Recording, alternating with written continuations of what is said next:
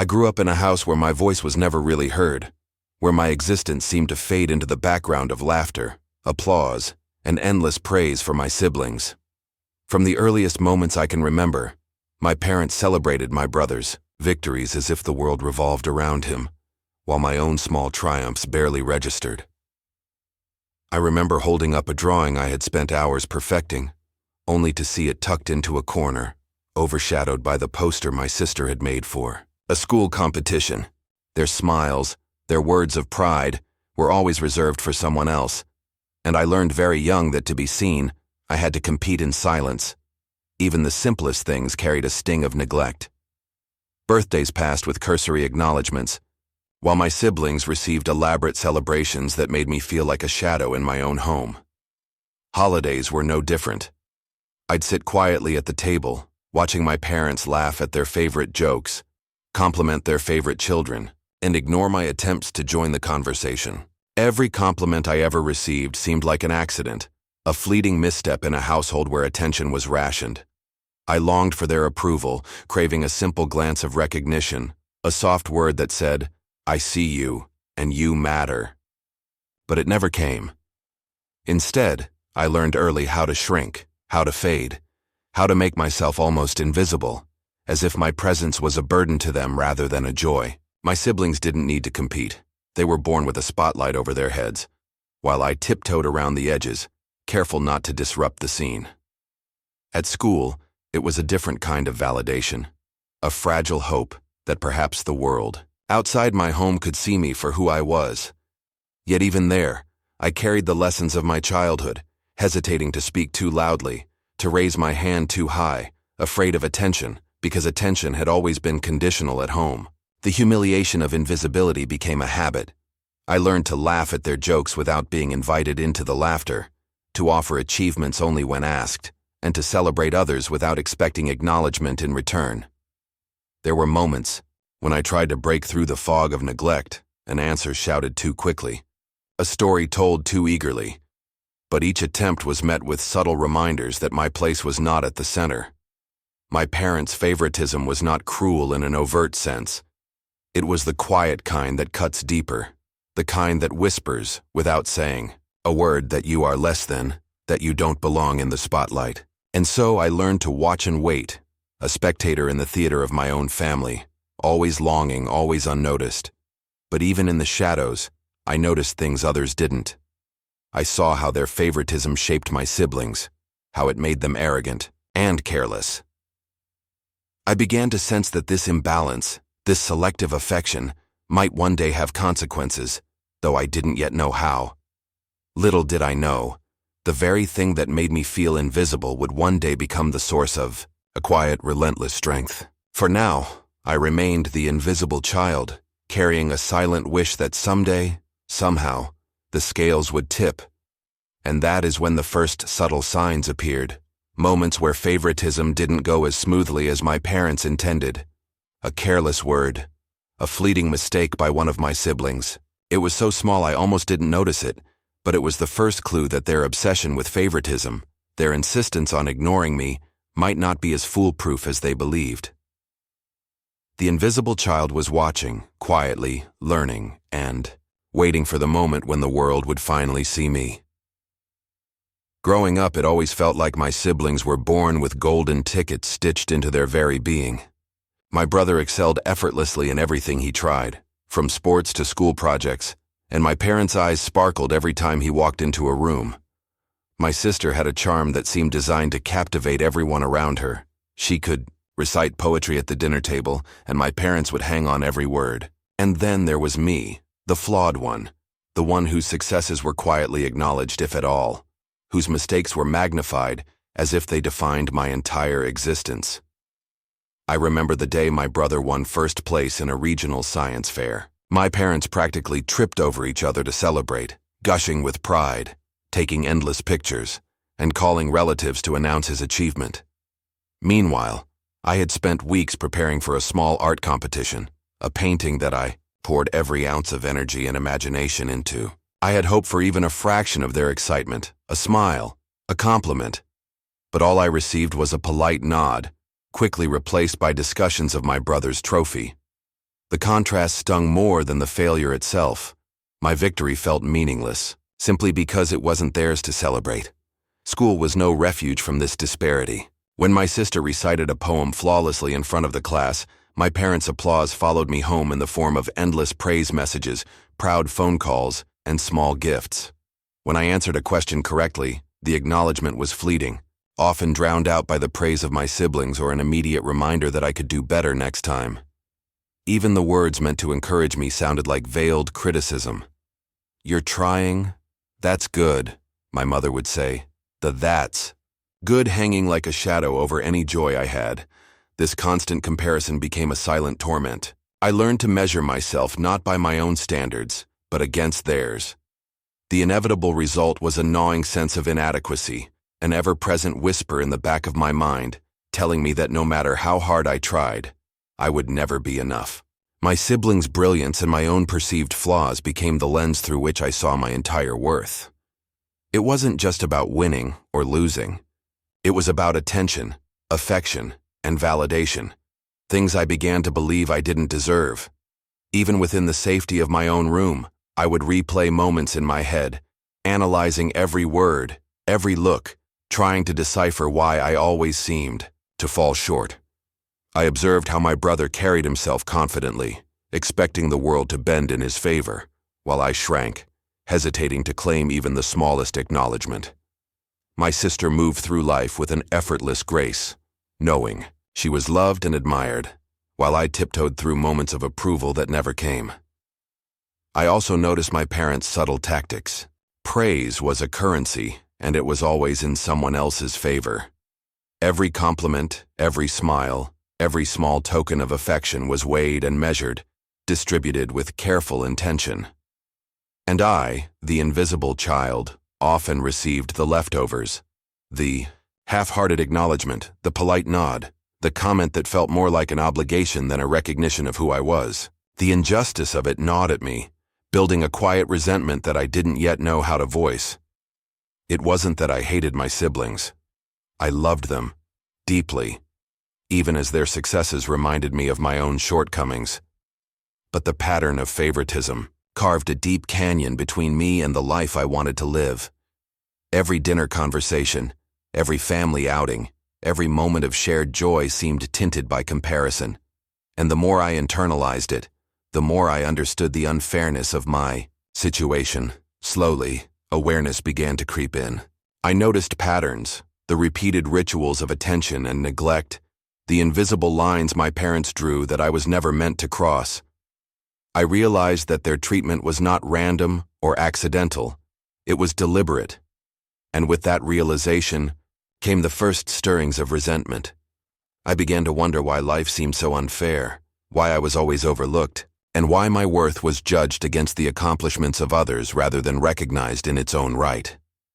By the end of each day, I would sit quietly in my room, my accomplishments uncelebrated, my mistakes highlighted, replaying the small injustices in my head. And yet amid the frustration, a spark of defiance started to glow. If my parents could see only what they wanted, if they could ignore me so easily, then perhaps it was time I began to see myself differently, to acknowledge my own worth, even when no one else would. That quiet seed of awareness, nurtured by years of inequity, marked the beginning of my journey from humiliation toward empowerment. And in those quiet moments, as the house buzzed with laughter and accolades that never included me, I began to plot, not with malice, but with a clear-eyed understanding that the world I had been handed was unfair, and that awareness, more than anything, might one day tip the scales in my favor.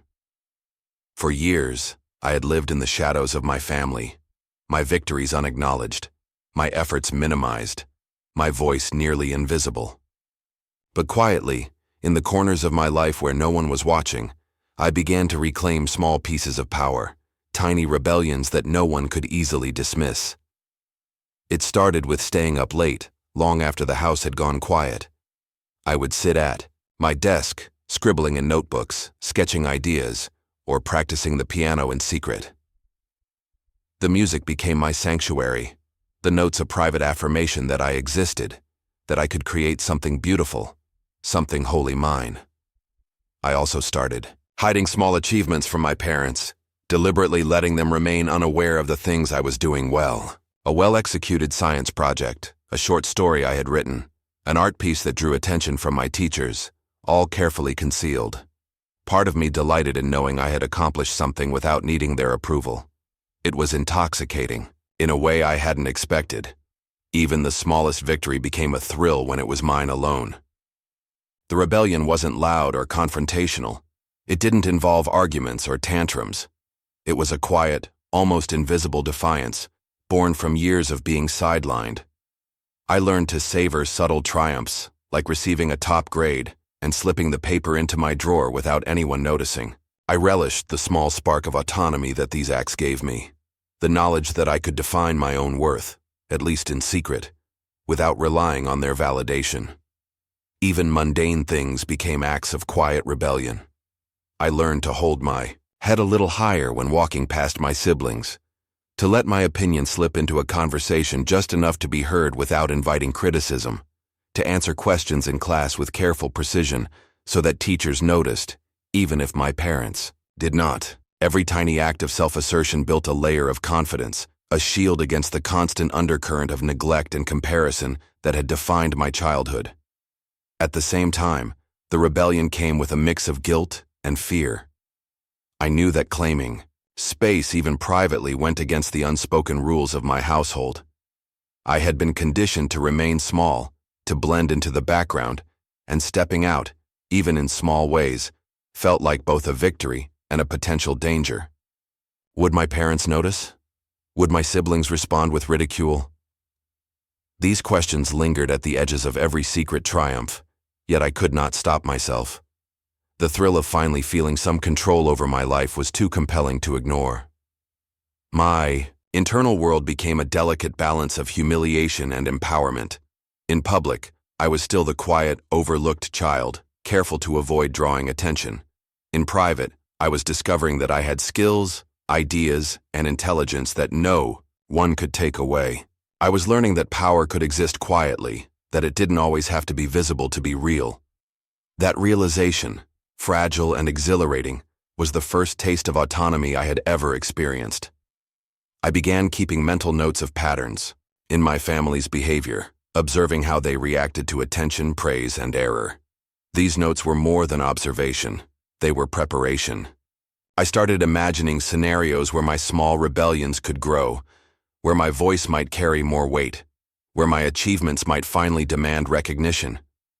It was a subtle, calculated way of reclaiming agency, and the feeling of possibility coursed through me like a quiet fire.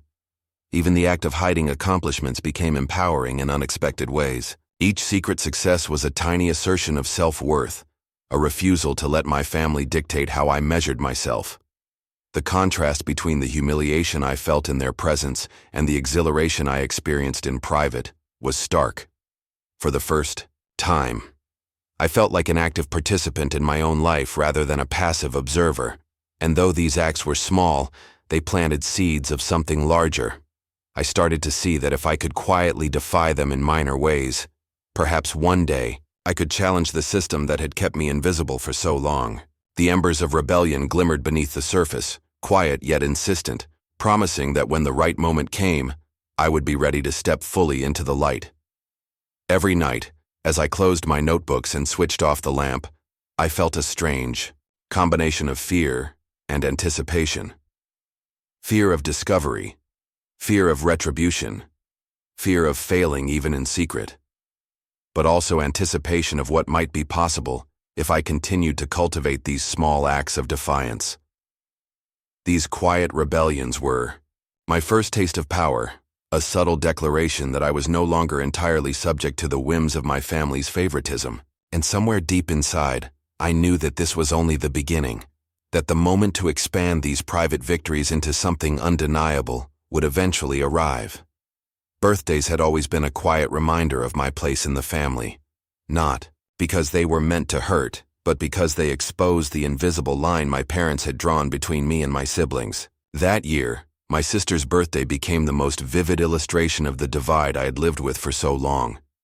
The house buzzed with excitement as preparations unfolded: balloons, streamers, her favorite cake, and a pile of carefully wrapped gifts that seemed to stretch from one end of the living room to the other. My parents were radiant, hovering over her every move, their laughter ringing through the rooms in a way that seemed almost orchestrated to exclude me. I tried to participate, offering to help with decorations, smiling when everyone laughed. But the smile never reached my eyes. When my sister blew out the candles, everyone cheered wildly, and my parents showered her with compliments, recounting every detail of her past year's amazing achievements. Meanwhile, I sat quietly in the corner, my presence barely acknowledged, a shadow at the edges of their joy. Even a simple wish or word of recognition was withheld, replaced by instructions to fetch something, hold something, or simply watch. The humiliation I felt was sharp, a sting that went deeper than mere neglect. It was the invisible message, repeated over and over, that I was less deserving of celebration, less worthy of attention, and less loved. My heart ached as I saw the sheer delight on my sister's face, a joy that I could not share because I felt entirely unseen. I wanted to speak, to say something that might remind them I existed, but the words died in my throat, smothered by years of conditioning to stay small, to avoid disruption. As the party continued, the contrast between their excitement and my own quiet despair felt unbearable. My siblings laughed, exchanged gifts, and basked in the glow of attention, while I clutched a book I had brought from my room, retreating further into myself. The warmth that should have filled the space was reserved exclusively for them, leaving me to endure the silence of exclusion. Every joke, every hug, every compliment delivered to someone else was a reminder of how carefully I had been relegated to the margins of my family's affection. That night, after the party ended and the guests had left, I retreated to my room and sat in the dim glow of my desk lamp. I could still hear the faint echoes of laughter drifting from the living room, now empty but still vibrant in memory. I allowed myself to feel the full weight of what had just happened, the sting of being invisible, the quiet humiliation of neglect, and the painful realization that the love lavished on my siblings seemed almost impossible for me to claim. I felt the first real, aching pangs of resentment. It was in those quiet moments that I began to question the foundations of my family loyalty. I had always assumed that love was unconditional, that devotion to one's parents was sacred and unshakable, but as I sat there, feeling the ache of yet another year overlooked, a troubling thought surfaced. Why did I continue to give my heart and respect to people who refused to see me? Why did I remain loyal to a family that consistently prioritized others above me? For the first time, I began to wonder whether the bond I had held sacred was deserved, or if it had been conditional, handed out selectively to those who fit a carefully constructed ideal. This birthday, meant to celebrate another's life, became an unintentional revelation of the truth I had avoided. My family's affection was measured, rationed, and distributed according to favoritism, not fairness or love. The injustice cut sharply, but within the sting of neglect was a seed of awareness that would grow into something stronger. I realized that if my worth was constantly ignored, if my efforts were systematically undervalued, then perhaps I needed to find my own validation, my own power, and my own voice, because waiting for recognition from those who would never give it was no longer an option. Even in my isolation that night, a subtle shift occurred. I began to pay attention to the cracks in the illusion my parents had built, the ways in which favoritism sometimes faltered, the small moments of oversight, the hints that perfection in their preferred children wasn't guaranteed. For the first time, I noticed that their careful control of attention and praise was not infallible, and somewhere deep inside, a quiet, flickering determination took hold. If they would not see my worth, I would find ways to prove it myself, no matter how long it took. The birthday had broken me in one sense, exposing every layer of humiliation and invisibility I had endured. But it had also sparked a realization that the life I had been given was not the life I had to accept. That night, as I lay awake, staring at the ceiling and listening to the faint sounds of the house settling, I understood that this pain, this acute awareness of injustice, would be the catalyst for the first steps toward reclaiming my life. And somewhere beneath the ache of neglect, a quiet fire began to burn, signaling the first moment in my life when I would consider challenging the unfair world I had been born into. It happened on an ordinary afternoon, one that began like any other, filled with the hum of dishes clattering in the kitchen and my siblings' laughter echoing through the hallways. I was supposed to be doing homework in my room, quietly observing the rhythms of the household as always, when a phrase drifted through the slightly ajar door, a phrase that would shatter the fragile trust I still clung to. My parents were talking, their voices low but urgent, and the words cut through me like a blade. If we make sure she never finds out, it'll be perfect. Everything will go according to plan.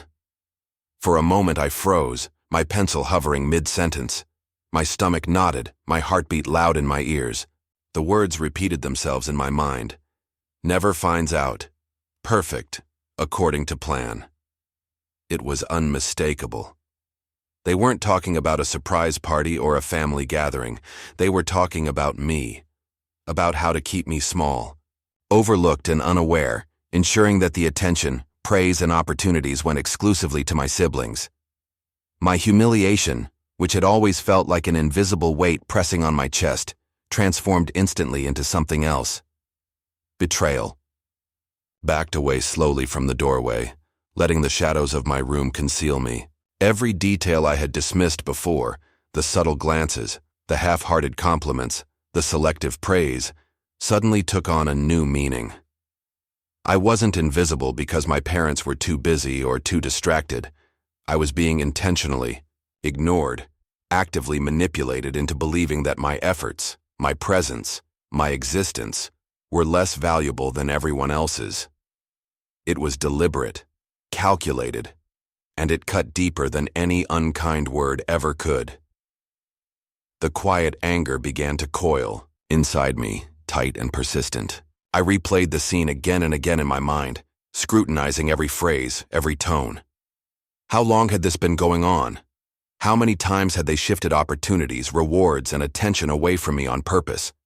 The realization that my family had orchestrated my invisibility like a performance, with me as the unwitting participant, was a revelation that stunned me into silence. My sense of injustice, once dull and diffuse, crystallized into something sharp and undeniable. I remembered my brother winning competitions I had also entered, my sister receiving praise I had desperately craved, and the countless times my own accomplishments were quietly dismissed. Suddenly, every slight, every overlooked success, every casual dismissal became evidence of a pattern I could no longer ignore. It wasn't chance. It wasn't me imagining favoritism. My parents were manipulating the rules of our household, consciously choosing who would be elevated and who would be relegated to the margins.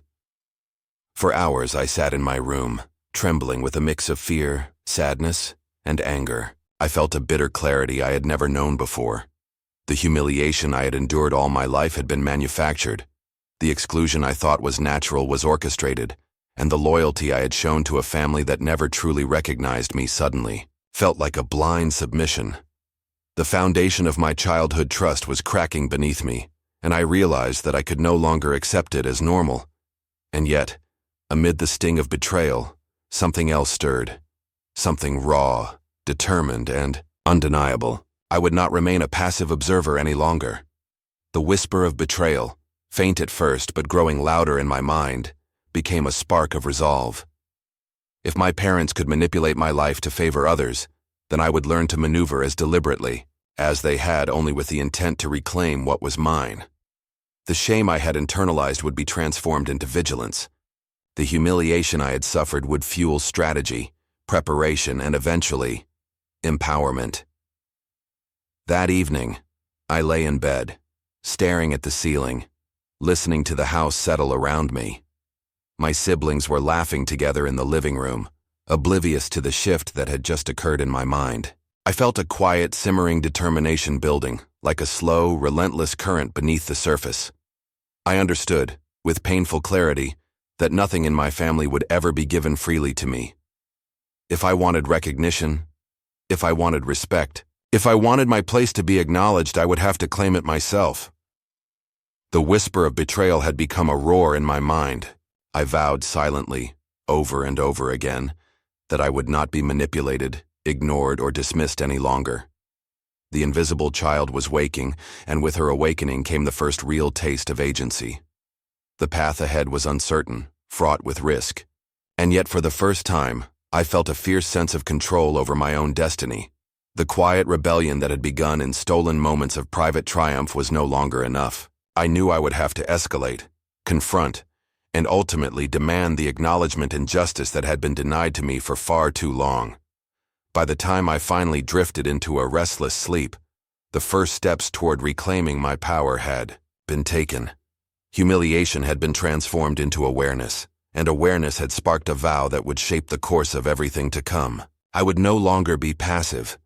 The invisible child was no longer entirely invisible, and the house that had kept me small and quiet would soon witness the first stirrings of someone who refused to be overlooked. Every morning, I put on a mask, carefully stitching together the pieces of a life that looked ordinary to the outside world. At school, I laughed at jokes, answered questions with confidence, and participated in group projects as though nothing weighed on me. Friends saw a girl who seemed composed, maybe even cheerful, but behind that facade, a storm raged, a constant ache of invisibility, a gnawing awareness that the people who should have loved and recognized me the most had systematically dismissed my existence. Each compliment from a teacher felt like a lifeline, a tiny thread connecting me to a world where my worth could be acknowledged, even if my own family refused to see it. I carried the weight of my family's neglect silently, careful not to let it spill into conversations, careful not to give anyone a reason to question my poise. At lunch, I smiled while my friends shared stories, while my siblings' lives continued in the background of my mind. The trophies, the praise, the endless reminders that I had always been second. Sometimes I envied other families I observed. The laughter spilling freely, the gestures of affection exchanged openly, the way parents' eyes seemed to shine with genuine pride.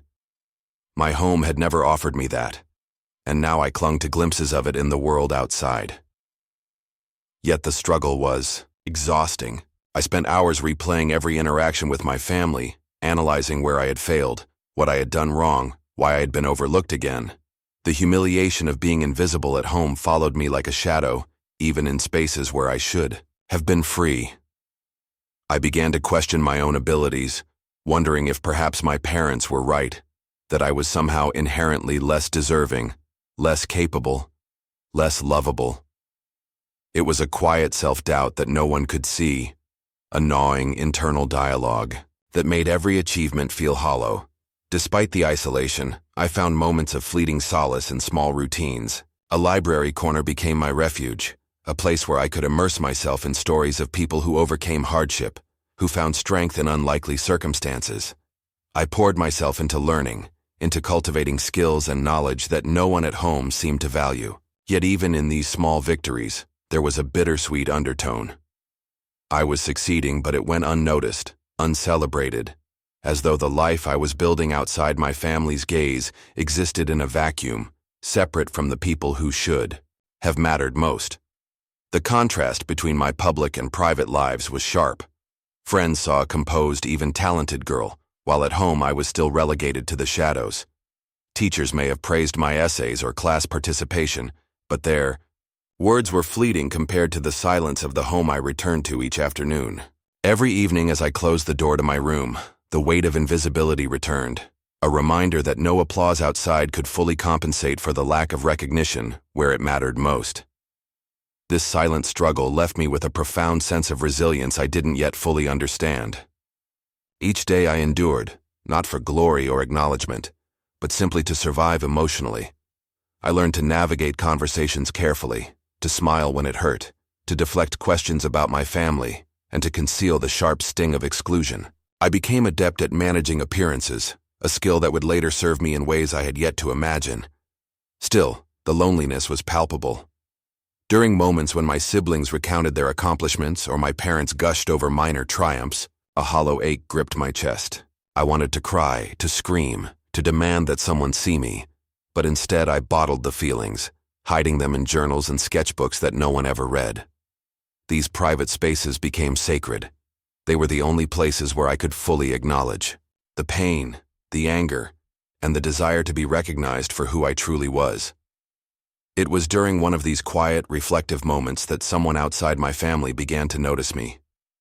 A teacher, observing the way I hesitated yet excelled in class, or perhaps a friend who saw beyond my carefully constructed facade, offered a subtle gesture of recognition. A kind word, a question about my ideas, a hint of curiosity about who I was beyond appearances. It was the first indication that I was not entirely invisible to the world. For the first time, I realized that the struggle I endured silently might have allies beyond the walls that sought to confine me. That realization, though small, ignited a flicker of hope. If someone could see me, if someone could recognize my value, then perhaps the isolation and neglect at home were not permanent truths. There was a world beyond my family's favoritism, a place where my efforts could be acknowledged, my voice heard, and my presence valued. And though I returned each day to the quiet ache of my home, the knowledge that someone had noticed me planted a seed, one that would grow into the confidence and ultimately the courage to confront the injustice that had defined my childhood. As I prepared for bed that evening, I allowed myself a small, private smile. The silent struggle was far from over, but for the first time, I sensed that it could be endured with purpose, that it could eventually lead to recognition, to empowerment, and to the reclamation of the life that had been systematically denied to me. The quiet observation of an ally hinted at the possibility that my journey was not entirely solitary, and the flicker of hope set the stage for the next steps I would take toward claiming the power and validation I had long been denied. In the quiet spaces outside my home, I began to discover something remarkable: the possibility of success without recognition, of accomplishment without applause. These were small victories, seemingly insignificant to anyone else, but to me, they carried the weight of triumph. I found that when my parents ignored my achievements, I could quietly nurture them into something that belonged solely to me, a secret testament to my worth, independent of the family who had consistently overlooked me. It started with academics. I had always loved writing, crafting essays and short stories that allowed me to articulate the thoughts and feelings I couldn't express aloud at home. Teachers began to notice the quality of my work. A compliment here, a thoughtful comment there. Small acknowledgments, yes, but meaningful, because they came unfiltered by favoritism. I started submitting my essays to school competitions, often hiding the results from my parents to avoid the inevitable indifference or mild critique. When a story won first place, the thrill of knowing I had succeeded without their interference was exhilarating. I felt seen, even if only by the world outside my household. Art, too, became a sanctuary. I would spend hours sketching and painting, experimenting with colors and forms, pouring my emotions onto the page. Each completed piece, whether displayed in school corridors or quietly stored in my room, was a silent declaration of my abilities.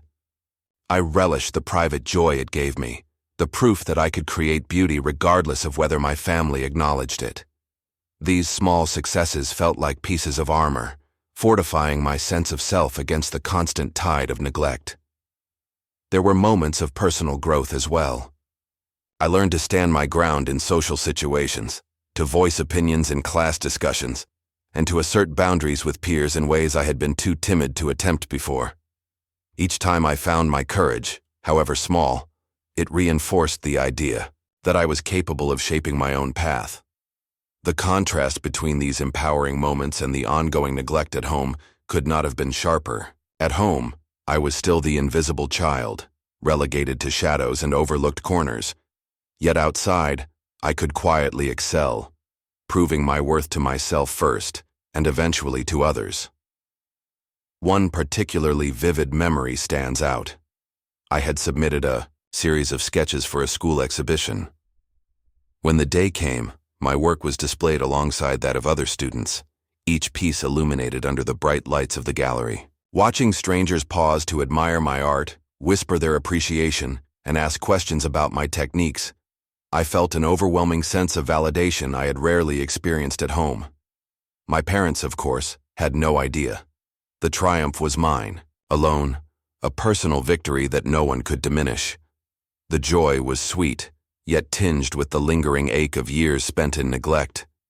Even small gestures like receiving praise from a friend who noticed the effort I had put into a project became monumental. I learned to celebrate quietly, internalizing satisfaction rather than relying on external approval. Each success, no matter how minor it seemed to the world, was a step toward reclaiming my identity, toward proving to myself that I was more than the sum of my family's neglect and favoritism. These small victories were not without tension. Every joy was shadowed by the awareness that my family remained unaware, that the very people whose approval I had once craved would likely dismiss or minimize my accomplishments if they knew. Yet paradoxically, that ignorance made my triumphs feel even more potent. I was building a life of achievement and self-respect outside their control, a quiet rebellion that fortified my spirit and prepared me for greater challenges ahead. The emotional contrast became a driving force. On one hand, I endured the ongoing humiliation of exclusion. On the other, I savored the empowering proof that I was capable, intelligent, and creative. These experiences planted the seeds of confidence that would grow into something unstoppable. I began to realize that recognition at home, though desirable, was not essential to my sense of self-worth. I could succeed, flourish, and claim joy independently.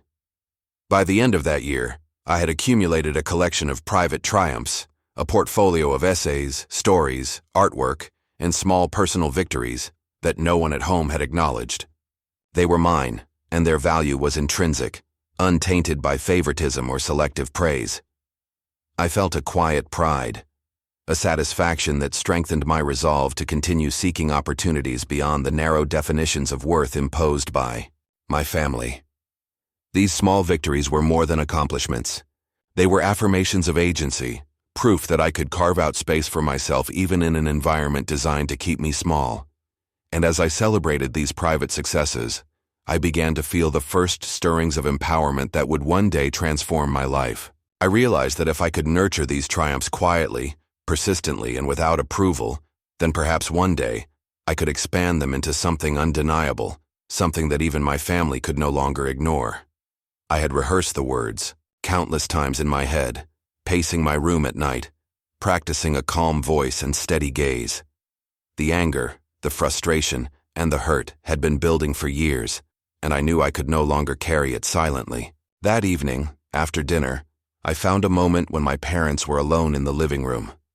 My heart pounded in my chest, each beat echoing the mix of fear and determination that surged through me. I drew in a steadying breath, walked forward, and spoke. "I need to talk to you," I began, keeping my voice steady despite the trembling I felt inside. "I can't keep pretending that your favoritism doesn't hurt me. I can't keep living in the shadows while my siblings are celebrated for everything. I need you to understand how I've been feeling all these years." For a brief second, there was silence. My parents exchanged glances, subtle and loaded with the unspoken assumption that I was overreacting. My mother was the first to speak, her tone dismissive, almost patronizing. "Sweetheart, you're imagining things. We love all our children equally. Maybe you're just being too sensitive." The words hit me like a slap. I felt my chest tighten, the ache of years of invisibility flooding back with painful clarity. "No," I said firmly, surprising even myself with the strength in my voice. "I'm not imagining it. I've watched it for years. I've seen how you celebrate every little achievement of my siblings while my efforts are ignored or minimized. It's not just feelings, it's facts. I feel invisible. I feel unvalued. And I can't accept that anymore." For a moment, my father looked uneasy, shifting in his chair, but then he laughed softly, a sound laced with condescension. "You're making this bigger than it is. You should be grateful for everything you have. Stop complaining. Life isn't fair, and maybe that's what you need to learn." The sting of humiliation surged through me, sharp and undeniable. Their dismissal, their casual deflection of my pain was exactly what I had feared. But now, for the first time, I refused to shrink. I met their gaze, refusing to look away. "It's not about life being fair," I said, my voice firm. "It's about how you treat your children. You've had the power to see me, to acknowledge me, and you chose not to. That's not something I can accept quietly anymore." The room became charged with tension. My parents' expressions hardened, and I could sense their discomfort morphing into defensiveness. My mother's voice sharpened, tinged with anger. "How dare you accuse us like this? You're ungrateful. You have no idea how much we do for this family. If you think you're being overlooked, maybe it's because you're not trying hard. Enough." I felt a rush of old familiar guilt, the kind that had been drilled into me over years of neglect, trying to convince me that my worth was measured by their approval. But this time I fought it back. I took a deep breath and held my ground. "I've tried. I've worked hard. I've excelled in school, in my passions, in ways you haven't even noticed. And I don't need your approval to know my value. I deserve recognition, not because I'm asking for favors, but because I am a person who matters. You have denied me that, and it's time I speak the truth about how that feels." My parents looked at me, stunned, their composure cracking ever so slightly. Yet, instead of apology, their arrogance rose. My father shook his head slowly, his voice cold. "You think standing up like this will change anything? You're still just a child in our eyes. You don't understand the way the world works." The humiliation of their words, the rejection, and the casual arrogance all collided inside me. For a moment I questioned myself, wondering if I had misjudged everything, if I was overreacting. But then I remembered the secret I had overheard. The years of carefully orchestrated neglect, the deliberate favoritism. This wasn't a misunderstanding. This was deliberate, and their arrogance, their belief that they could dismiss me indefinitely, was the very thing that would sow the seeds of their undoing. Walking away from that confrontation, I felt a strange mix of defeat and empowerment. They hadn't admitted wrongdoing. They hadn't recognized my pain. And yet, for the first time, I had voiced it, laid bare my truth, and refused to be silenced. The sting of their rejection was sharp, but it also lit a fire within me. Their dismissiveness, their overconfidence in their control, was a weakness I had only begun to recognize, a flaw that would one day shift the balance in my favor. That night, as I lay awake replaying every word, I realized something important. Courage wasn't the absence of fear or rejection. It was standing up despite them. And standing up had changed something inside me irrevocably. The first confrontation had not won me validation, but it had claimed my voice. And with that voice came the beginning of a power they could not easily ignore. From this moment forward, I knew that their arrogance would be their undoing. Each act of dismissal, each glance of favoritism, each assumption that I would remain passive, would be a misstep in a larger story, one in which I would no longer be invisible, one in which my agency and strength would begin to reshape the family, dynamics that had long suppressed me. The first confrontation was over, but the battle had only just begun. I had always known that my siblings were not perfect, that jealousy and rivalry existed even in the closest of families. But I never expected one of them to weaponize my pain so deliberately. It started subtly, almost imperceptibly. A smirk here, a knowing glance there, and whispered comments that hinted at knowledge I had not shared. Then, one afternoon, the truth landed on me like a physical blow. My own sibling had been exploiting my insecurities and the favoritism of our parents for personal gain. I was in my room when it happened. I overheard a conversation, faint at first, between my sibling and a friend, discussing details only I had confided to no one. My projects, my private victories, my struggles. They were being twisted into fuel for mockery and manipulation. "She's always trying so hard. But it doesn't matter. Mom and Dad will never notice her anyway," I heard my siblings say, their voice carrying that casual cruelty that made the words sting even more. Shock froze me in place.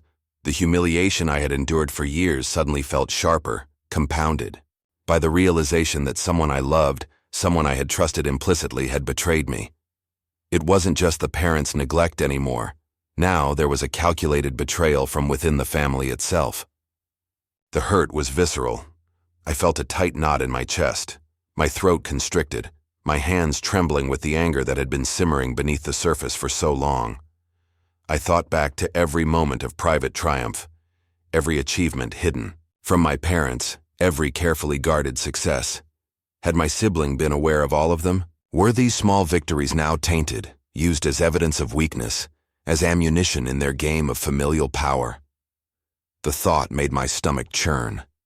The contrast between my private empowerment and the manipulative intent of someone I once called a confidant was bitterly ironic. For hours I wrestled with my emotions, hurt, disbelief, anger, and a growing sense of determination.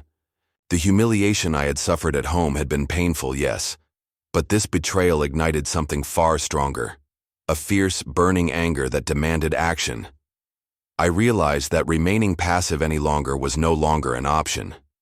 If those around me, both parents and siblings, could manipulate, ignore, and undermine me, then I would need to reclaim my power in a deliberate, strategic way.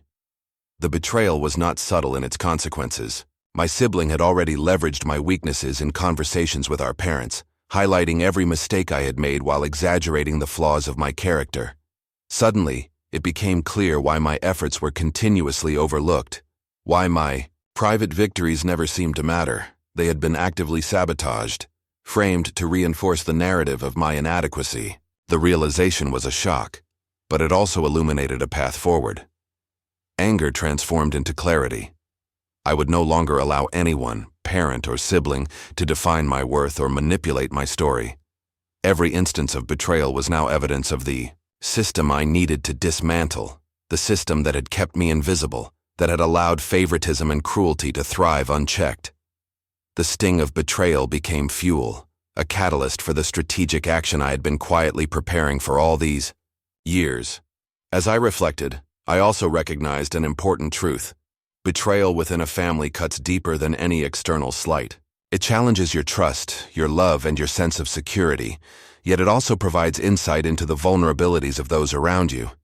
By exploiting my pain, my sibling had inadvertently revealed weaknesses in the family's dynamic that I could later use to reclaim agency. The very act that had hurt me so profoundly had illuminated the path to empowerment. By evening, I had made a silent vow. I would not act rashly, but I would act. Every slight, every betrayal, every dismissal would be accounted for, carefully considered, and ultimately countered. My strategy would be deliberate, ensuring that when the moment came, the power imbalance that had defined my life for so long would shift decisively in my favor. The betrayal had not defeated me. It had strengthened me, sharpened my focus, and clarified the stakes. This was the turning point. I was no longer just the overlooked child, enduring neglect and humiliation. I was becoming someone who recognized injustice, someone who would not allow manipulation to dictate the course of my life. The seed of retaliation had been planted, and the anticipation of reclaiming my voice, my worth, and my rightful place began to take root. As I lay awake that night, replaying every word, every glance, every subtle act of manipulation, I understood that empowerment would not be immediate, but it was inevitable. The audience of my life, the family that had betrayed and dismissed me, would soon witness the emergence of a new reality, one in which I would no longer be invisible, no longer passive, and no longer at the mercy of others' whims. The stage was set for the payback narrative that had been quietly building, and the tension of anticipation hung in the air, electric and undeniable. For years, my parents had believed their control over the family narrative was absolute. They had dismissed my efforts, overlooked my achievements, and quietly manipulated every situation to favor my siblings. They assumed that I would remain passive, obedient, and invisible, just as I had always appeared. But they had underestimated one crucial fact. I had been preparing quietly and meticulously for the moment when their favoritism would collide with my hidden capabilities. It happened unexpectedly. My parents were so consumed with celebrating yet another sibling accomplishment, an award, a promotion, a trivial recognition that they had exaggerated into a family triumph, that they failed to notice a subtle shift in the household dynamic. I had been quietly building my own foundation, my talents, my strategic understanding of family patterns, and even small financial or social knowledge that they assumed I was oblivious to. They believed their favoritism would continue unchallenged, that my voice would remain unheard, and in that overconfidence, they made a mistake, a shocking one that would change everything. The first clue came during a family discussion about an upcoming inheritance and the management of family assets. My parents, confident in their favoritism, casually dismissed my opinions, assuming I had no stake or interest in matters far beyond my perceived capabilities. They spoke freely, revealing assumptions, plans, and oversights that exposed their blind spots. It was almost laughable if it weren't so infuriating. They were giving me the keys to anticipate their actions without realizing it. I listened, absorbing every detail, my heart racing with a mix of disbelief and quiet triumph. The injustice of their favoritism, the years of neglect, the constant belittling, the invisible child, collided with an opportunity I had cultivated in silence. Each word they spoke, each overconfident dismissal, was an unintentional roadmap to leverage my hidden skills. It was the first time I realized that the very arrogance that had humiliated me for years could become the instrument of my empowerment. The shock of their mistake crystallized when they left me alone in the room to retrieve a document, underestimating my capability and curiosity. I opened it, carefully scanning the contents, and discovered information they assumed I could not understand or manipulate.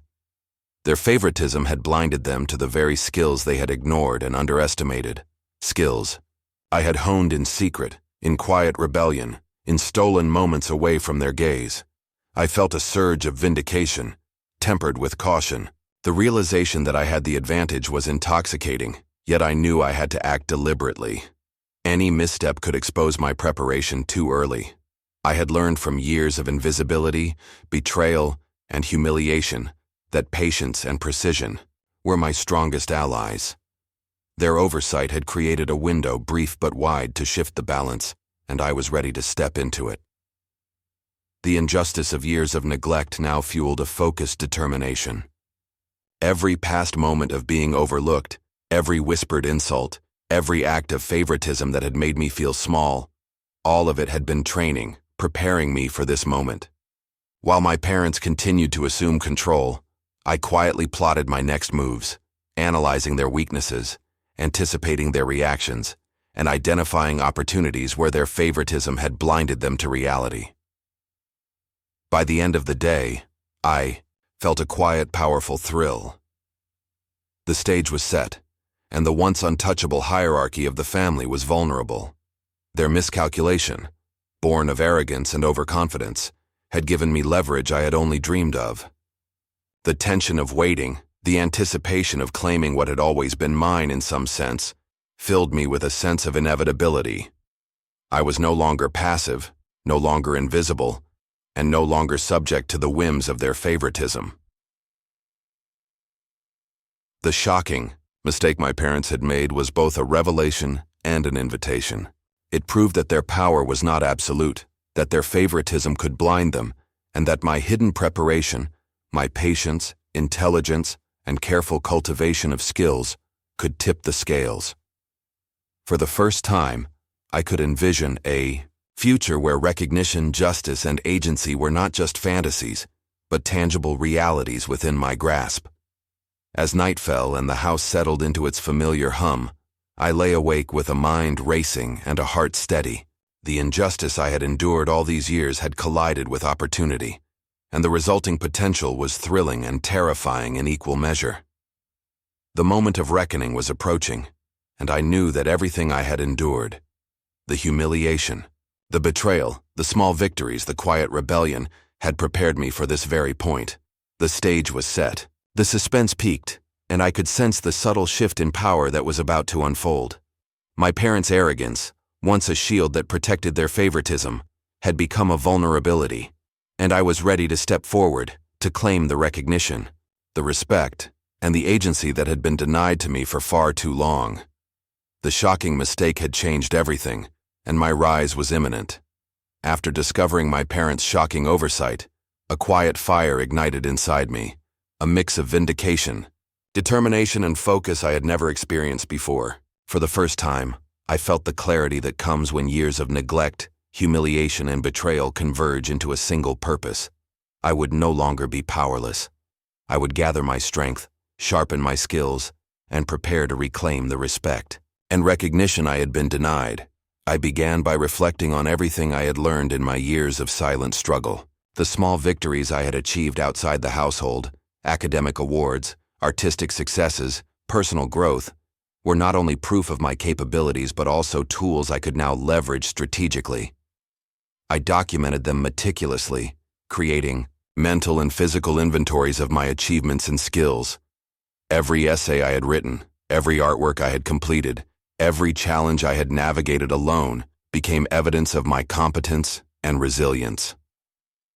Next, I turned to knowledge and learning. I immersed myself in understanding the very structures that had kept me invisible: family dynamics, psychological manipulation, and patterns of favoritism. I read books, articles, and case studies on human behavior, learning how those in power often underestimate those they consider weak. The more I understood, the more I realized how predictable some of my parents' and siblings' actions could be, and how I could anticipate their moves to my advantage. Networking became another crucial component of my preparation. I sought mentors and friends who recognized my abilities, offering guidance and perspective that I had long lacked at home. Their insights helped me frame my strengths strategically, teaching me not just to succeed, but to assert influence in ways that could not be ignored. Every conversation became an exercise in understanding power dynamics, testing ideas, and refining approaches. I felt a growing confidence, a sense that I was no longer a passive participant in my own life, but a strategist actively shaping the outcomes. Physical and mental discipline also became part of my regimen.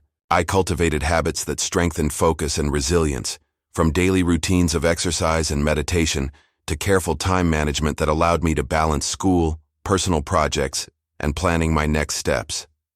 Each discipline reinforced the notion that empowerment is not a single act, but a cumulative practice, built steadily over time.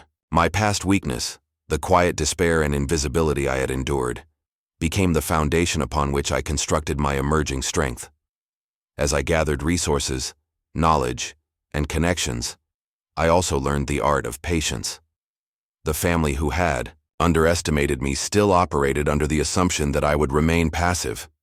I allowed them to believe it, observing their arrogance, noting every predictable reaction, and cataloging the moments where their overconfidence could work in my favor. The contrast between their blind certainty and my careful preparation became a source of silent empowerment, proof that I was no longer subject to the whims of their favoritism, but could now operate with precision. Emotionally, this period was exhilarating. The thrill of empowerment coursed through me, mingling with the residual sting of past humiliation. I remembered every slight, every betrayal, every moment I had been overlooked, and I channeled that energy into meticulous preparation. Where once I had felt small, insecure, and powerless, I now felt deliberate, capable, and alive with potential. Each day I pushed myself further. I practiced conversations, anticipated objections, and honed the articulation of my achievements and goals. I imagined the moments when I would confront not just the injustices of my family, but the arrogance that had blinded them. The mental rehearsal was as critical as any external action. It allowed me to step into future scenarios with confidence rather than fear, turning anxiety into strategy. By the end of this period of gathering, I felt transformed. I was no longer the invisible child, the silent sufferer, the one constantly overlooked. I had accumulated resources, knowledge, allies, and emotional resilience. I had mapped the terrain of my family's weaknesses and planned multiple avenues to assert myself. The empowerment I felt was not fleeting. It was tactical, intentional, and ready to be executed. The final realization was clear. Preparation was now complete, and the moment of action was approaching. My plan would not be impulsive. It would be calculated, precise, and unstoppable. I had learned to turn humiliation into insight, invisibility into stealth, and betrayal into fuel for strategy. The contrast between my past weakness and my current empowerment could not have been sharper, and the stage was set for the execution of the plan that would finally shift the balance in my favor. With my strength gathered, my mind sharpened, and my resolve unbreakable, I knew it was only a matter of time before the family who had underestimated me would see the consequences of their arrogance. The path forward was clear, and I was ready to step onto it with confidence, patience, and unrelenting determination. For years, I had felt utterly alone, navigating the treacherous waters of family favoritism, betrayal, and neglect. Every accomplishment, every small victory, had been mine alone, celebrated only in the privacy of my room or the fleeting attention of teachers and distant acquaintances. I had learned to endure in silence, to hide my pain and triumph alike, and to steel myself against the waves of indifference that crashed daily within my home. But then, unexpectedly, a light broke through the shadows, a presence that would change everything. It started subtly. A teacher, the kind who noticed the quiet ones, pulled me aside after class one day. "I see your talent," she said softly, "and I think you're capable of so much more than you realize."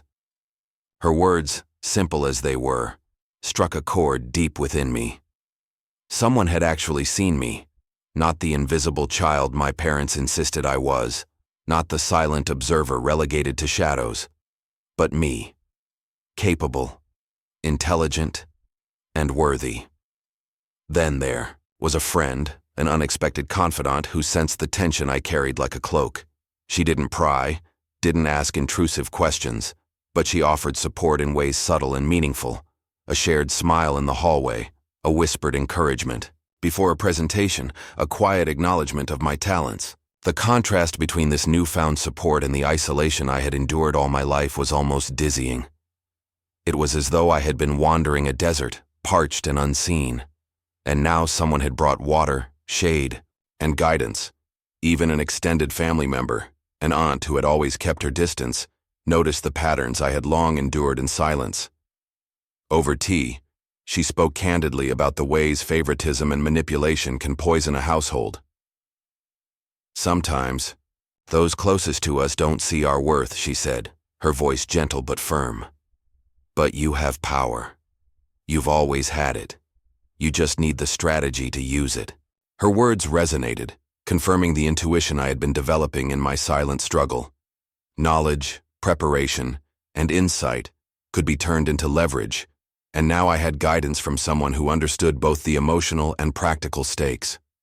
The presence of allies shifted my internal world. The isolation that had once defined me, the quiet, suffocating loneliness, was now punctuated with moments of support and validation. Where I had previously questioned my value, I began to see evidence of it reflected in the eyes of those who recognized my strengths. Their guidance wasn't about telling me what to do. It was about helping me uncover the tools I already possessed, the strategies I had been quietly honing, and the confidence I had been building in secret. With their mentorship, I began to map out the steps for my upcoming confrontation with the family dynamics that had long suppressed me. My allies helped me anticipate potential pitfalls, recognize patterns of behavior in my parents and siblings, and refine my timing and approach. It was like being handed a compass after wandering aimlessly for years. The landscape of familial injustice suddenly seemed navigable. Emotionally, the contrast was stark. The despair and helplessness that had marked my early life gave way to a cautious optimism. The sting of betrayal and years of invisibility was still present. It had not vanished, but it was now counterbalanced by support that was deliberate, understanding, and practical. I began to understand that power is not just personal capability, but also the network of support and insight one can cultivate. I was no longer entirely alone in my fight. These allies provided not just guidance, but affirmation. They reminded me that my voice mattered, that my presence had weight, and that the injustices I had endured were not inevitable. They gave me practical tools, mentally rehearsed arguments, strategic ways to present my successes, and advice on navigating emotionally charged conversations that would allow me to confront the family's favoritism and arrogance with precision, rather than desperation. By the end of this period, I felt a renewed sense of readiness. The silent rebellion that had begun years ago, fueled by humiliation and exclusion, was now reinforced with mentorship, guidance, and tactical knowledge. The stage for the ultimate confrontation was set. The contrast between my past isolation and the newfound support I had garnered could not have been clearer. The empowerment that came from these unexpected allies was a crucial step, arming me with both confidence and strategy to finally challenge the entrenched dynamics of my family. I understood, with a clarity I had never felt before, that victory was not just about anger or revenge. It was about preparation, insight, and the careful deployment of power. And with the tools my allies had given me, the plan that had been simmering in my mind for years was now within reach. The quiet, calculated strength I had nurtured could finally be executed, and nothing, not parental favoritism, sibling betrayal, or years of dismissal, would stop me. The next steps were clear. I was ready to act. The lessons, strategies, and emotional support provided by these allies would carry me through the final stages of my rise. I had transformed my isolation into strategy, my pain into preparation. And now, with guidance and validation, the ultimate confrontation was no longer just a possibility. It was inevitable. With guidance from my allies and the knowledge I had, gathered over years of silent struggle, I began making subtle, calculated moves that would shift the balance in my favor. I had learned patience, observation, and timing, lessons drilled into me by a childhood of neglect. But now they were tools, weapons, in a carefully orchestrated plan. Every action was deliberate, designed to assert my worth and begin claiming the recognition and respect I had long been denied. It started with small, almost imperceptible changes. I allowed my parents to continue believing they controlled the narrative, all while quietly showcasing my achievements in ways they could not ignore for long. An award I had won months earlier was strategically mentioned during a casual family conversation, framed as something my parents might see as trivial, but that carried undeniable merit. I noticed the subtle pause in my father's tone, the flicker of surprise in my mother's eyes. It was a small victory, but the thrill of seeing their assumptions challenged energized me. I leveraged social situations to build influence. I cultivated connections with teachers, mentors, and extended family members, subtly inviting recognition in contexts where my parents' favoritism couldn't dominate. Invitations to showcase my talents, casual mentions of successes, and shared praise became part of a quiet, strategic pattern. Every acknowledgement, every whispered compliment, was a brick in the foundation of my growing visibility and authority. Even within the household, I exercised precision. I avoided confrontation while planting seeds of awareness. I contributed ideas that highlighted my skills, allowed my strengths to shine in collaborative situations, and gently redirected attention to accomplishments that had been overlooked. My parents often missed the significance at first, blinded by arrogance and the habit of dismissing me. But every subtle nudge, every calculated revelation of competence, created tension they couldn't ignore forever. Financial and practical, awareness also became part of my strategy. I familiarized myself with family resources, inheritance patterns, and logistical decisions that my parents assumed I didn't understand. With careful observation, I positioned myself to be indispensable. In discussions, showing insight and preparation that contrasted sharply with my parents' assumptions about my naivety. Each calculated action reinforced my growing leverage, while keeping them unaware of the full scope of my capabilities. Emotionally, the process was intoxicating. For the first time, I experienced the thrill of agency after years of suppression, the suspense of executing my plan, the delicate balance of revealing enough to create impact without exposing my full strategy, created a sense of empowerment that had been absent from my life. Each move was a test, each observation a lesson in patience, and each subtle acknowledgement of my abilities a reminder that I was no longer powerless.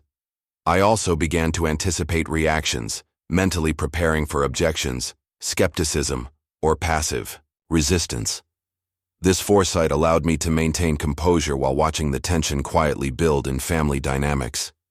I observed my parents and siblings more keenly than ever, noting patterns, weaknesses, and moments of overconfidence that I could exploit later. The contrast between their oblivious arrogance and my careful preparation heightened my satisfaction and fueled my determination. There were small confrontations, intentionally orchestrated, where I allowed my parents to see my knowledge or accomplishments firsthand. The moments were brief, yet the impact was undeniable. A raised eyebrow, a quiet acknowledgement, or an involuntary pause in conversation. I thrived on these micro-victories, sensing that each one chipped away at the long-standing hierarchy of favoritism and control that had kept me invisible. Even my siblings, previously dismissive or manipulative, began to sense a shift. Their subtle glances, casual questions, and fleeting comments betrayed awareness of a growing tension. The balance of power was beginning to tilt, yet the true extent of my plan remained hidden. This suspense, the uncertainty of how far I could push, when recognition would finally become undeniable, and when my parents' oversight would meet its consequences, kept my heart racing and my focus sharp. By the end of this period, my moves had created ripples through the family. I had gained acknowledgement where none had existed, demonstrated competence that could no longer be ignored, and begun to assert control over aspects of family life previously dominated by favoritism. The thrill of the plan unfolding, the suspense of watching their assumptions slowly unravel, and the contrast between my previous invisibility and my growing influence were exhilarating. Every action was a calculated step toward the ultimate goal: visible, undeniable recognition, respect, and a reclaiming of agency. The subtle tension in the household was palpable, a direct consequence of my strategic moves, and it set the stage for the next phase, when the plan would begin to manifest in ways that could no longer be overlooked or dismissed. The family who had long dismissed me was about to witness the power of preparation, patience, and quiet, unstoppable determination. The moment I had been waiting for arrived quietly, like the calm before a storm. All those years of invisibility, humiliation, and whispered betrayals had built toward this single opportunity, a chance to reveal my worth, my talent, and my perspective in a way that could no longer be ignored. The plan I had carefully nurtured, the subtle strategic moves, and the quiet accumulation of skill and knowledge would finally collide with reality, exposing the cracks in the family facade and redefining how I was seen. It happened at a gathering, where my family expected to shine, surrounded by friends, relatives, and acquaintances. My siblings were preening in the spotlight, basking in the familiar glow of parental praise, while I had been quietly preparing a demonstration that would turn that attention into something completely different. With calm precision, I revealed a project I had been working on in secret, a culmination of my academic, artistic, and strategic efforts, something undeniable in quality, insight, and impact. The room went silent. The same parents who had overlooked my achievements, who had minimized my contributions, who had treated me as invisible, suddenly had no words. Their expressions shifted from smug complacency to surprise, to something bordering on shock. I watched the tension ripple through the room. The contrast between my poised confidence and their disoriented response was electric. It was as if the invisible walls they had built around me were crumbling in real time. Even my siblings, the very ones who had exploited my weakness, faltered. Their whispers, previously dominant and self-assured, were replaced with uncertain glances and awkward silences. My revelation, executed with calm clarity, exposed not just my skills, but the arrogance and neglect that had allowed me to go unnoticed for so long. For the first time, the power dynamic they had long assumed was immutable began to unravel visibly. The recognition I received from others, friends, mentors, even distant family members, was immediate and validating. Compliments, questions about my methods, admiration for my accomplishments, all of it flowed freely, unfiltered by favoritism or bias. The contrast between their private humiliation and my public acknowledgement was both thrilling and cathartic. I had turned their neglect into my platform, their oversight into my stage, and their arrogance into a mirror reflecting my hidden value. Emotionally, the experience was transformative. The shame and invisibility I had endured for years were replaced by a sense of triumph I had long dreamed of. The power of being acknowledged on my terms, in a setting where no one could dismiss or manipulate my achievements, was intoxicating. I realized that recognition wasn't just about approval, it was about visibility, about claiming a space that had been denied to me. Yet the exposure wasn't just about personal validation, it was a statement. Every comment, every display of skill, Every carefully framed success was a deliberate challenge to the family narrative that had painted me as inferior, unremarkable, and overlooked. I had not only claimed recognition for myself but also subtly highlighted the injustice and favoritism that had suppressed me. The audience could feel it, the tension, the shock, the unraveling of a carefully constructed illusion. The cathartic pleasure was undeniable. I saw the flicker of guilt, confusion, and discomfort in my parents' eyes, the subtle defensiveness of my siblings, and the way the room's energy shifted entirely in my favor. Years of invisibility, humiliation, and strategic patience culminated in this single, unforgettable moment. A public exposure that could not be ignored, rationalized, or diminished. I also understood the power of timing. Had I revealed this earlier, before gathering skills, allies, and strategic insight, it might have been dismissed. But now, after years of preparation, the contrast was undeniable. The once overlooked child had become competent, confident, and visible, while those who had relied on favoritism and arrogance found themselves off balance, exposed, and suddenly aware of the consequences of their neglect. As the event concluded and conversations continued around me, I felt a profound shift in energy. The family's sense of control had been challenged, their complacency disrupted. The subtle cracks I had been nurturing for months now had widened, creating tension that could no longer be ignored. My voice, my achievements, and my presence had asserted themselves publicly, reversing the power dynamic that had defined my life for so long. The stage was set for the climax. The public exposure had not only validated my years of struggle and preparation, but had also created an irreversible ripple. My family would now have to reckon with my capabilities, my agency, and the undeniable truth of their misjudgment.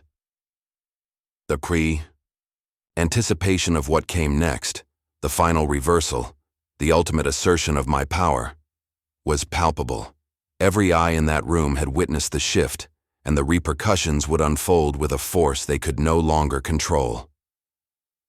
I walked away that evening with a quiet, exhilarating satisfaction. The invisibility that had haunted me for years was gone. The humiliation that had once defined family interactions had been eclipsed by public recognition and strategic empowerment. And as I reflected on the moment, I knew that this exposure was only the beginning, a precursor to the full reversal of power that was fast approaching. I could see it the moment my sibling realized the tides had shifted. Their smug confidence, the same arrogance that had fueled their manipulation and dismissal for years, began to falter. The smirk that once signaled dominance over me disappeared, replaced by a flicker of panic, disbelief, and, dare I say it, a hint of fear. They had always assumed I was harmless, invisible, easy to manipulate. Now, the carefully constructed facade of superiority was crumbling right before their eyes. It started with a conversation I had deliberately orchestrated. In front of other family members, I shared insights, achievements, and decisions that showcased not just competence but strategic acumen. I had anticipated their reactions, predicted the gasps, the forced laughter, the feigned indifference, and yet, the moment of truth still carried a thrill I hadn't expected. My siblings' usual verbal jabs faltered. Their attempts at condescension stumbled as they realized I was fully prepared, fully aware, and fully unshakable. Their panic was subtle at first. A slightly raised eyebrow, a nervous laugh, a stammer in an argument that they would normally dominate. But as the conversation progressed, it became unmistakable. The arrogance that had once overshadowed my every move was replaced by uncertainty. Every confident statement they made was undercut by my calm, measured responses. Where they expected weakness, they found resilience. Where they expected fear, they found quiet authority. I watched them struggle to regain composure. Their eyes darted, searching for allies, trying to find a way to reassert control, but no one offered them the validation they sought. The people in the room, previously accustomed to following their lead or excusing their behavior, were now witnesses to a shift, a subtle but undeniable power reversal. Every glance, every pause, every failed attempt at intimidation reinforced the realization that they were no longer the ones in charge. Emotionally, I felt a mix of vindication and satisfaction. The years of manipulation, betrayal, and neglect had forged this moment. The humiliation I had endured in silence was now mirrored in their sudden discomfort. But unlike the bitter sting of past injustice, this was tempered with strategy and calm. I did not revel in cruelty. I reveled in the justice of recognition, in the balance finally tilting in a way that had once seemed impossible. They attempted subtle attacks, reminders of past failures, comparisons meant to provoke doubt. I anticipated every move. I had rehearsed the responses, practiced restraint, and cultivated the mental composure to withstand attempts to destabilize me. Each word they spoke only reinforced their own unraveling, and each calm, deliberate answer I offered only heightened the contrast between their panic and my collected confidence. The psychological shift was immediate and palpable. Where once I had been the overlooked child, their target of manipulation, I now occupied a space of authority. My calmness was a mirror, reflecting their inadequacy and exposing the arrogance that had long protected their position in the family hierarchy. I could almost feel the tension in the room crystallize, a living, breathing energy that marked the turning point in our dynamic. By the end of the encounter, their shock had become undeniable. Attempts at sarcasm, feigned superiority, and emotional manipulation had failed repeatedly. I was no longer a passive participant in the household, no longer defined by their dismissive behavior. The power had shifted, and their realization of this fact was both subtle and dramatic. The quiet panic in their posture, the tentative tone in their voice, the fleeting glances for support that weren't forthcoming. For me, the emotional contrast was thrilling. Where I had once felt powerless, anxious, and invisible, I now felt control, focus, and validation. The panic of my sibling underscored the magnitude of the transformation. Every detail, the faltering speech, the stammering defenses, the visible discomfort, was a testament to the strategy, preparation, and patience that had led to this moment. The stage was now set for the ultimate confrontation with my parents. If the sibling who had once seemed untouchable in their dominance could crumble under the weight of recognition and strategic empowerment, what would happen when the family hierarchy itself, the parental favoritism, the arrogance, the dismissals, was directly challenged? The suspense was nearly unbearable, but the anticipation of justice, of full acknowledgement, and of the final reversal of power was intoxicating. I left the room that day with a quiet, steady confidence. My siblings' shock had confirmed something I already knew. Years of invisibility, humiliation, and careful preparation had led to this precise moment. I was no longer powerless, and the remaining barriers, parental authority, family assumptions, and long-standing biases, were next on the path of transformation. The tension, now visible in every glance and interaction, heralded the confrontation that was inevitable. The momentum was undeniable. Their shock was a warning, a sign that the balance had irrevocably shifted.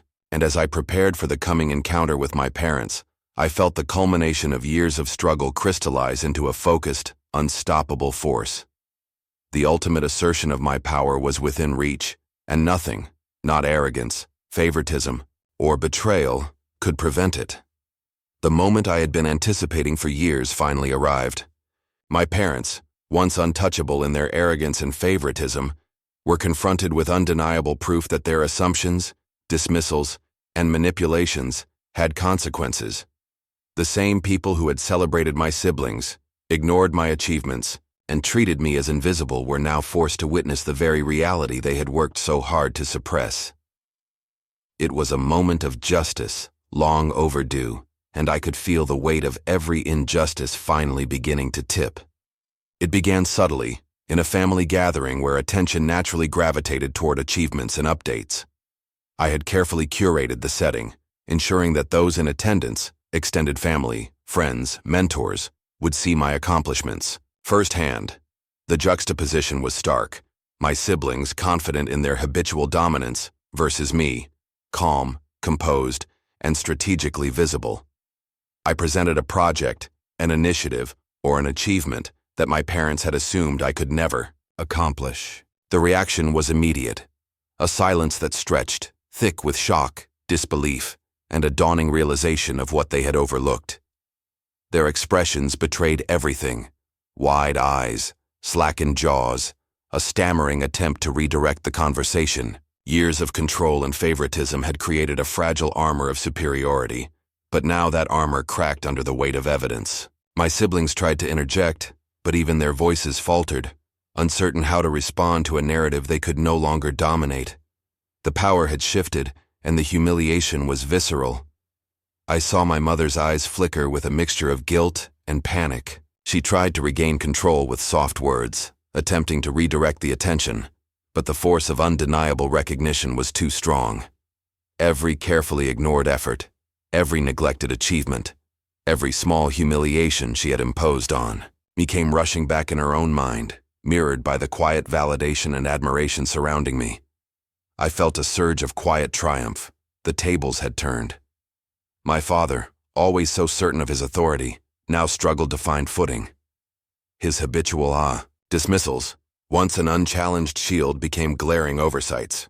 The evidence I presented was irrefutable, each detail a mirror reflecting years of favoritism and neglect. The tension in the room was tangible. Friends and family, who had previously been silent witnesses to the imbalance, now recognized the inequity in full view. The contrast between their previous control and current vulnerability was striking. It wasn't just public acknowledgement that drove the humiliation. It was the internal realization my parents experienced. For years, they had cultivated a narrative where my siblings were the favored, talented, and worthy children, while I was the overlooked, invisible one. That narrative was now shattered, replaced by undeniable proof that I was competent, strategic, and fully capable of claiming my place. The emotional arc had flipped. The injustice of the past became the justice of the present. As I calmly articulated my achievements, my vision, and my agency, I noticed subtle changes in my parents' posture, tone, and expressions. The dominance they had relied upon for years was replaced by hesitation and a tentative awareness of their misjudgment. Each acknowledgement of my success, each nod or compliment from others, amplified their discomfort. It was not cruelty that I felt, but satisfaction born from years of patient preparation and deliberate strategy. Even my siblings, who had once been complicit in or ignorant of the favoritism, began to understand the shift. The dynamics they had depended upon for personal advantage were collapsing. Their attempts at casual conversation, teasing, or dominance fell flat against the force of my confidence and public validation. The humiliation was real, palpable, and irrevocable, the natural consequence of years of underestimating me. Emotionally, I experienced a profound sense of vindication and empowerment. The humiliation I had endured as the invisible child, the subtle betrayals, the constant comparisons and dismissals, all of it had contributed to the strategy, patience, and resilience that had culminated in this moment. Injustice had finally collided with opportunity, and the scales had decisively tipped. By the end of the encounter, the room's energy had shifted entirely. Where once my parents had commanded attention and respect unchallenged, they now occupied a reactive, defensive space. The narrative of favoritism and invisibility was rewritten, with me at the center, fully visible and undeniably competent. The emotional climax was complete. Humiliation for those who had perpetuated injustice, and empowerment for the one who had endured it patiently, strategically, and triumphantly. The aftermath was subtle yet profound. My parents' realization of their misjudgment left space for reflection, not just for them, but for me. I recognized that the power shift was not just about public acknowledgement or revenge, but about claiming my rightful place and validating the resilience I had cultivated over years of neglect. The stage was now set for personal reflection, empowerment, and the full embrace of the person I had become, ready to step into a life where I would never again be invisible. For the first time in my life, I felt fully seen, not the invisible child who had faded into the background, not the overlooked sibling dismissed at every opportunity, but me, confident, capable, and deserving of recognition. It wasn't just about the acknowledgement from others. It was about the deep, unshakable understanding within myself that my voice mattered, my choices had value, and my presence could no longer be ignored. Years of humiliation and silence had built a foundation for this moment, transforming every pain, every slight, into fuel for empowerment. I began to claim my space both emotionally and materially. Conversations that once left me shrinking back became opportunities to articulate my perspective clearly and assertively. Where I had previously hesitated, I now spoke with conviction, choosing words carefully yet boldly. I no longer waited for permission or validation. I created my own authority and demanded the respect that had been denied to me for so long. The contrast was striking. The silent, self-effacing girl of my childhood had evolved into a woman whose voice carried weight, influence, and undeniable presence. Materially, I also took steps to solidify my independence. Financial decisions, personal projects, and career opportunities that I had quietly cultivated over the years now became visible and actionable. I negotiated, strategized, and asserted control over resources and opportunities that had once been beyond my reach. Every choice, every step, was deliberate, a declaration that I would no longer allow favoritism, neglect, or arbitrary authority to dictate my path. The balance of power that had always favored my parents and siblings was now shifting irrevocably, aligning with the strength I had quietly nurtured. Emotionally, the change was profound. I no longer carried the weight of invisibility, shame, or self-doubt. My internal dialogue had transformed from one of hesitation and fear to one of affirmation and confidence. The anxiety that had haunted me in family gatherings, in school, and in social settings was replaced with a calm certainty. I had learned not just to survive the dynamics of favoritism and neglect, but to navigate them strategically, emerging stronger, smarter, and more resilient. I also recognized the power of boundaries. Where once I had allowed emotional manipulation to dictate my behavior, I now established limits that protected my well-being. The subtle guilt trips, comparisons, and favoritism that had defined my upbringing no longer held sway. I asserted myself in ways both subtle and unmistakable, maintaining dignity while demonstrating that my past treatment would no longer define my present or future. This empowerment was not just about reacting to past injustices, it was about creating a new identity, one rooted in clarity, agency, and self-respect. I embraced opportunities that reflected my values, prioritized relationships that nurtured rather than diminished me, and cultivated a sense of purpose that transcended the petty power struggles that had once dominated my family life. Every decision, every action, reinforced the woman I had become, capable of standing tall despite a history of neglect and favoritism. The transformation was visible to everyone around me, friends, allies, and even previously indifferent family. Members could sense the shift in energy, the quiet authority in my posture, the clarity in my voice, the deliberate confidence in my actions. Where I had once been dismissed, underestimated, and overlooked, I was now respected, acknowledged, and in many cases, admired. The emotional contrast between the powerless child and the empowered woman was undeniable, and it was deeply satisfying. To recognize how far I had come, I also felt an inner liberation. The silence that had once been imposed upon me, the unspoken limitations and the weight of others' expectations, had been replaced by a voice that could not be ignored.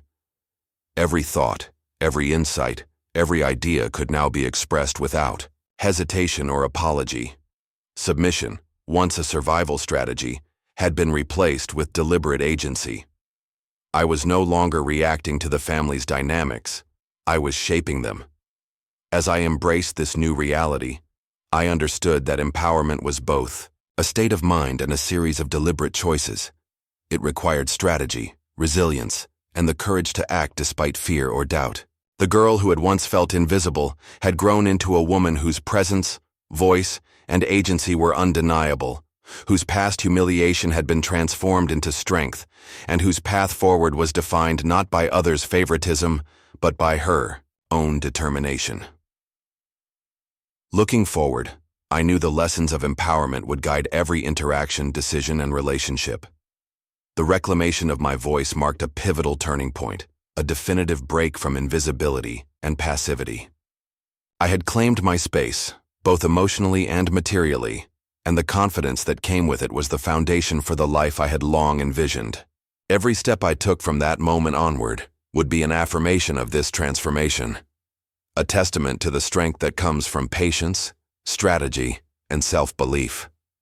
The stage was now set for reflection on the lessons learned, on the journey from invisibility to visibility, and on the deep, lasting empowerment that would guide the rest of my life. The transformation was complete, and the next chapter would be about integrating this newfound strength fully into my identity. After years of invisibility, manipulation, and favoritism, I realized that claiming my voice and asserting my presence was only the beginning. True empowerment required more than recognition. It required redefining relationships with the very people who had shaped, limited, and underestimated me. The family dynamics I had endured for so long needed rewriting, and I was finally in a position to do it deliberately, thoughtfully, and without compromise to my own well-being. I started by setting clear boundaries. Where my parents had once dictated interactions and imposed favoritism, I now determined the terms. I made choices about what behaviors I would accept and what I would not, establishing limits on criticism, comparison, and control. These boundaries were not punitive, they were protective. I understood that empowerment meant preserving my mental and emotional space while engaging in family relationships on my own terms. The contrast between past submission and present assertiveness was profound, and it sent a clear message. I was no longer invisible, and my presence demanded respect. My siblings, who had once wielded arrogance as a weapon, began to experience the ripple effects of these new boundaries. I engaged with them thoughtfully, acknowledging shared experiences without allowing past betrayals to dictate current interactions. I offered support when appropriate, but resisted falling back into patterns of dependency or deference. This balance created a tension that was both healthy and realistic. Relationships were maintained, but the hierarchy that had long favored others was now rebalanced in a way that affirmed my agency. Emotionally, this rewriting of dynamics required courage. It meant confronting lingering resentments, addressing uncomfortable truths, and navigating moments of friction with clarity and calm. I had to accept that some family members might resist, misinterpret, or even resent my newfound authority. But I also recognized that their discomfort was not my responsibility.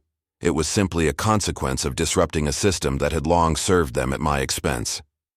I had traded invisibility for presence, passivity for control, and silence for clarity, and that required steadfast commitment. The process also allowed for authentic connection in ways I had never experienced.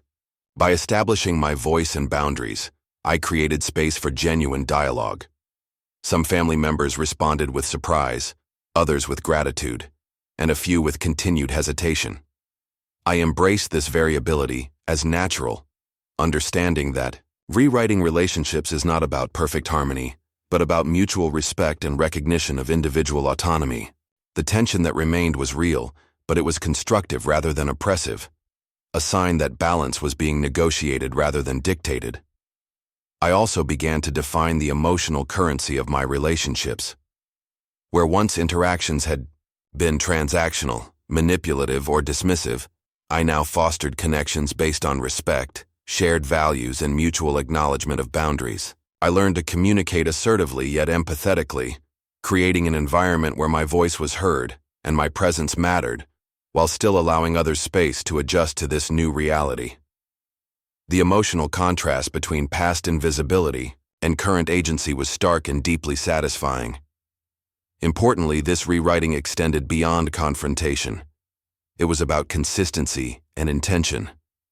Every family interaction became an opportunity to reinforce the dynamics I had chosen, whether through calm articulation, thoughtful engagement, or deliberate withdrawal from situations that threatened my well-being.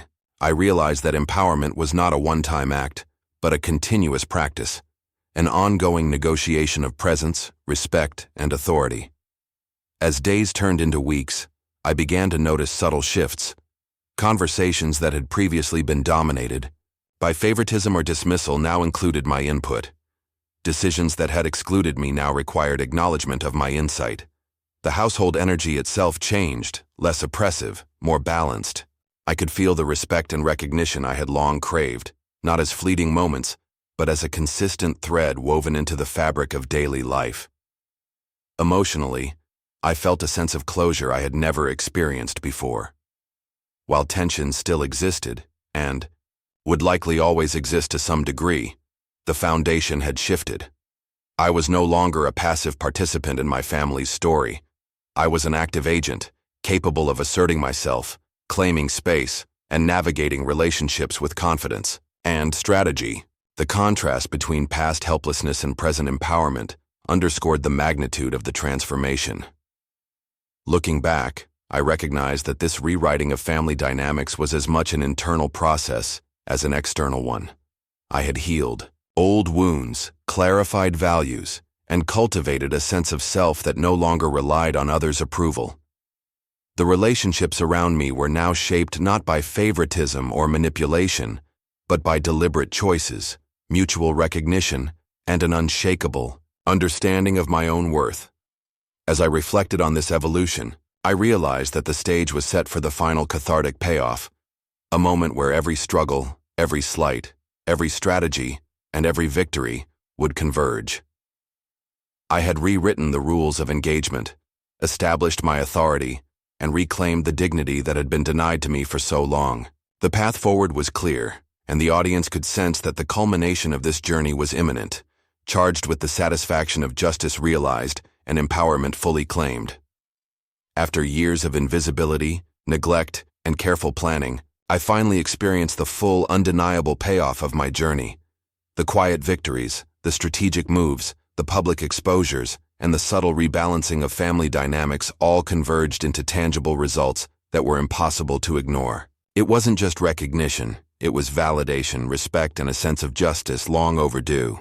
The contrast between the powerless child I had once been and the confident woman I had become was staggering, not just to me, but to everyone around me. The first signs were small, but significant. Family members began consulting me on decisions they had previously assumed I wouldn't notice or understand. My ideas were sought, my perspective valued, and my input weighed with consideration. Where once I had been invisible, my presence now carried authority. Even siblings who had thrived on arrogance and manipulation now deferred to my judgment in matters of consequence. The subtle shift in power that had begun months earlier was now solidified, and the sense of satisfaction that accompanied it was overwhelming. Public recognition amplified the impact. Friends, extended family, and colleagues celebrated my achievements in ways that my parents had never permitted. Invitations to speak, acknowledgement of projects, and praise for accomplishments that had once gone unnoticed were now frequent and enthusiastic. Each acknowledgement was a reminder that the world, unlike my childhood home, could recognize my worth without favoritism or bias. The humiliation that had once defined my identity was replaced with a deep, sustaining pride.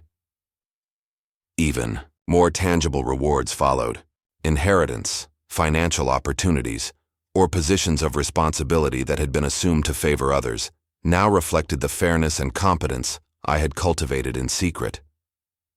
These were not just material victories. They were symbols of the transformation from powerlessness to agency.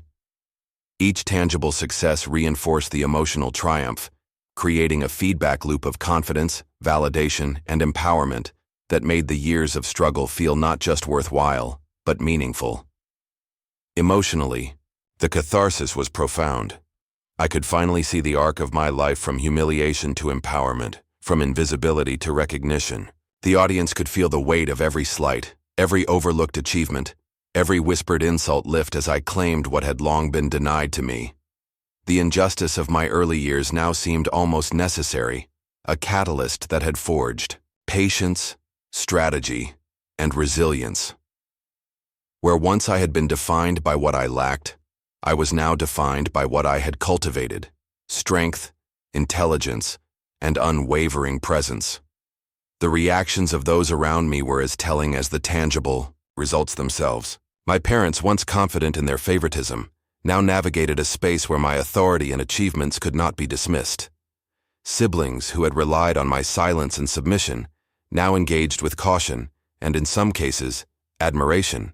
Even distant relatives and friends who had been unaware of the family dynamics for years recognized the transformation and offered acknowledgement and support. The contrast between past humiliation and present empowerment was palpable, and it underscored the justice of the journey. What made the payoff even more profound was the emotional freedom it brought.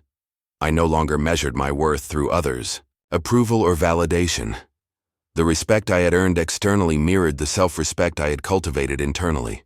Every action, every recognition, every success reinforced the understanding that I was no longer bound by the limitations imposed in childhood. Empowerment had become both an internal state and an external reality. I also found joy in the subtleties, moments of genuine connection with family on my terms, interactions where my voice was heard without fear or hesitation, and the satisfaction of watching long-held patterns of favoritism unravel without resorting to cruelty or vengeance. The journey had not been about punishing others. It had been about reclaiming my agency and demonstrating that resilience, strategy, and patience could rewrite even the most entrenched family dynamics. In reflecting on the payoff, I realized that the journey itself had been as transformative as the results. Each challenge, slight, and setback had prepared me for this moment of empowerment. The audience could feel the emotional catharsis, the shift from humiliation to recognition, from invisibility to presence, from silence to voice. It was a triumph that resonated on both tangible and emotional levels, a victory earned through strategy, perseverance, and self-belief. The stage was now fully set for reflection and life lessons, the final chapter where the narrative of struggle, betrayal, and empowerment would crystallize into wisdom. I had claimed respect, recognition, and agency, and the moral of my story was clear. Perseverance, strategy, and self-worth can overturn even the deepest injustices, leaving a legacy of empowerment that cannot be denied. Looking back on everything, I realize how far I've come, from the invisible child who faded into the background to the woman who finally claimed her voice, her space, and her power. The journey wasn't easy. It was full of pain, betrayal, and moments when I doubted whether I would ever be seen or valued. But every struggle, every slight, and every quiet act of defiance built the foundation for the person I am today. I want anyone watching who feels overlooked, manipulated, or underestimated to know that transformation is possible and that you are never truly powerless. One of the first lessons I learned is the importance of self-recognition. For years I looked for approval from my parents, siblings, and family, hoping they would validate my worth. But the truth is, empowerment begins internally. It begins with acknowledging your own skills, your own value, and your right to exist fully and unapologetically. Waiting for others to see your worth leaves you trapped in their narrative. Claim your identity first, and the rest will follow. Another lesson is the power of patience and strategy. I didn't confront favoritism or betrayal impulsively. I prepared. I observed, planned, and cultivated allies. Every small act of empowerment, every achievement, every boundary set, every subtle challenge was a step toward the ultimate goal.